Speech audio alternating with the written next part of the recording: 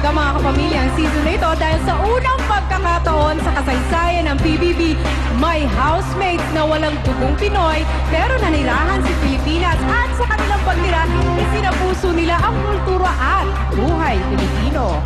At unang pagkakataon rin na may Tina Big Six.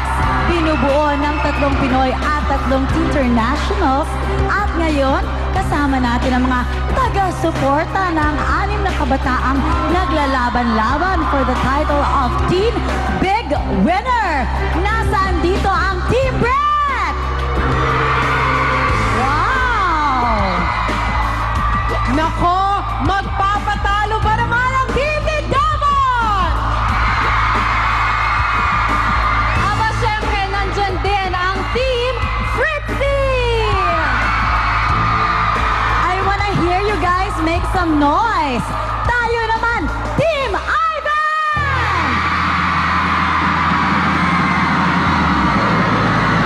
Wow, Mariel, hindi magpapatalo dyan. Pakinggan daw natin, Team James!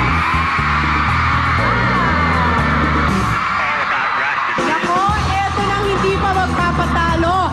Makichuba chuchu na sa Team ni Ryan!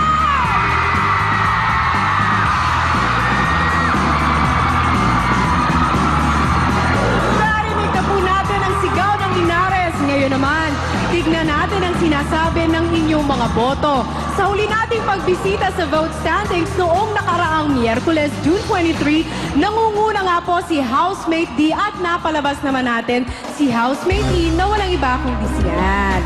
Yes, Tony. At sa gabing ito, may bago na tayong letter assignments. And this is again, random. As in no particular order, inassign natin ang mga bagong letters sa Team Big Six to spell the word United. Yes, housemates, U-N-I-T-E-D. At eto, ang vote standing as of this very moment. Housemate U has 17.13%.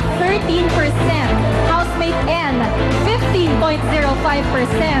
Housemate I, 16.28%. Si Housemate T naman ang nangunguna with 20.63%. Medyo lowest sa votes itong si Housemate E with 13.74%. At si Housemate D, pumapangalawa pero very close to Housemate U with 17.16%. 0.01 lang ang pinagkaiba ni Housemate D at Housemate U. Nako, itoto nyo na mga kapamilya ang inyong pagboto dahil malay nyo makahabol pa ang housemate na gusto ninyo maging Team Big Winner. Yes, at habang bumoboto naman ang ating mga kapamilya, balikan muna natin ang pinagdaanan ng mga team housemates sa isang di malilimutang tag-araw sa loob ng bahay ni Kuya. Narito panoorin yung lahat.